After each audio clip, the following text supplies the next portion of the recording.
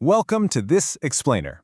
Today, we're diving straight into the daily routines that literally separate top performers from everyone else. We're going to look closely at the exact habits that shift our trajectory toward long-term, undeniable financial freedom. And hey, this isn't about some exhausting, punishing 24/7 grind. It's actually an exciting discovery of how to fundamentally upgrade your daily operating system. But first, let's start with a hard truth. You know the feeling, right? Waking up before the alarm even goes off, and the exhaustion is just already there. Your calendar instantly fills up with meetings that hijack your focus, and you spend your whole day feeling like you're running a massive sprint on a treadmill. You're working harder and harder, yet somehow you're just staying in the exact same place. It is incredibly frustrating. You might even catch yourself wondering, wait, am I climbing the wrong wall? It's such a common trap. We end up trading our most precious hours for a dwindling paycheck. But here's what's really important to understand. This stagnation, it's not a reflection of your talent or your intelligence or your worth. Not at all. It's simply a symptom of being trapped as a passenger in a vehicle that is being driven by someone else's goals. You're living completely in the present, just reacting to the world around you rather than designing it.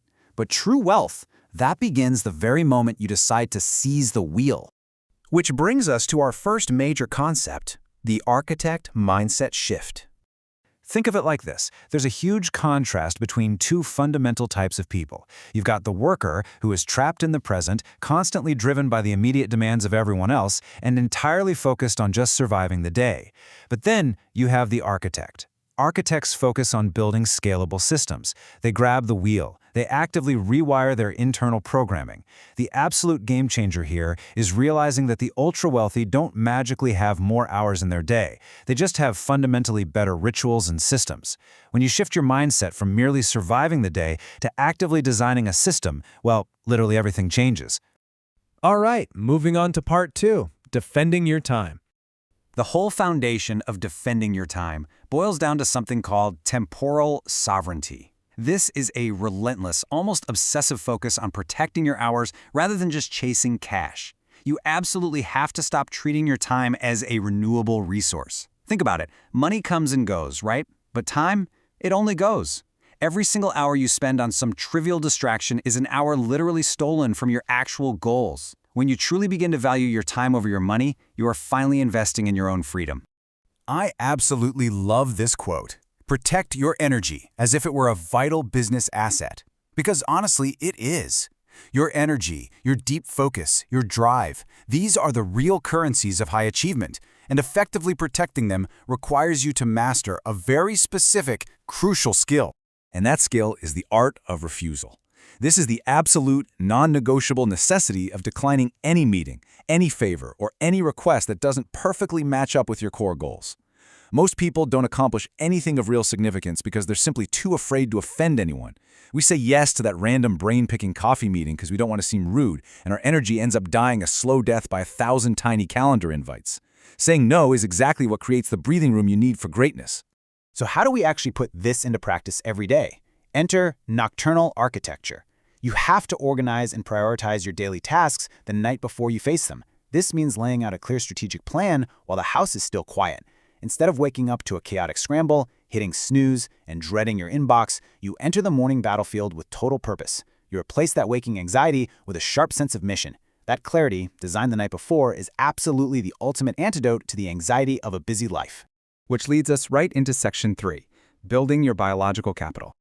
Look, biological capital basically means treating your physical fitness and your deep sleep not as luxuries or weekend hobbies, but as essential business assets that are required for high performance. Because here is the deal. A broken body will eventually sabotage even the most brilliant mind. You just cannot execute a multi-decade master plan if you're constantly running on empty. We all know what it's like trying to be super productive on 3 hours of sleep and cold coffee. It just doesn't work. True, sustained high performance demands a rock-solid foundation of health and deep recovery. But it's not just physical. You also have to build your mental capital through cognitive compounding. This is a real commitment to constant reading and learning throughout your day. You need to spend a major chunk of your waking hours absorbing the wisdom of people who've been there before, exploring new fields, and challenging your own assumptions. Why? Because your knowledge base is literally the only asset you will ever own that truly never loses its value over time. Because let's face it, a stagnant mind simply cannot navigate a changing economy. The global landscape is shifting way faster than ever before. Continuous, relentless learning isn't just a nice-to-have habit for the ultra-wealthy, it is absolutely non-negotiable for survival today. Okay, that brings us to Section 4, Strategies for Long-Term Wealth. The first big macro strategy here is playing the long game. This means focusing on multi-decade plans and exercising extreme patience, instead of constantly hunting for that immediate quick win. Look around. The rest of the world is completely obsessed with instant gratification, right? The quick flip, the overnight success. But the ultra-wealthy, they play for keeps. By thinking in decades, you can easily weather the inevitable storms and market shifts of the present. Extreme patience really is the silent, unseen partner of every self-made billionaire. Next up is network synthesis. This is all about deliberately surrounding yourself with incredibly smart, driven people who actively challenge your current limitations. And this brings us to a somewhat harsh reality. Your environment perfectly dictates the absolute ceiling of your potential. If you hang around people who settle, you're gonna settle.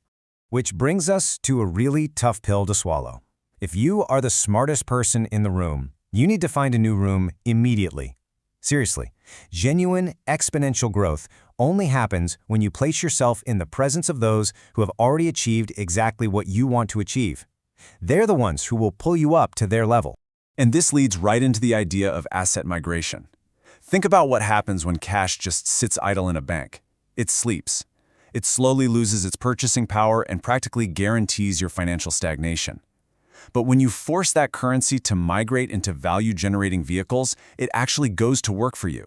It creates multiple streams of income and ensures your ultimate financial survival. Letting your money sleep is quite literally the fastest way to lose its power. You have to put it to work in assets.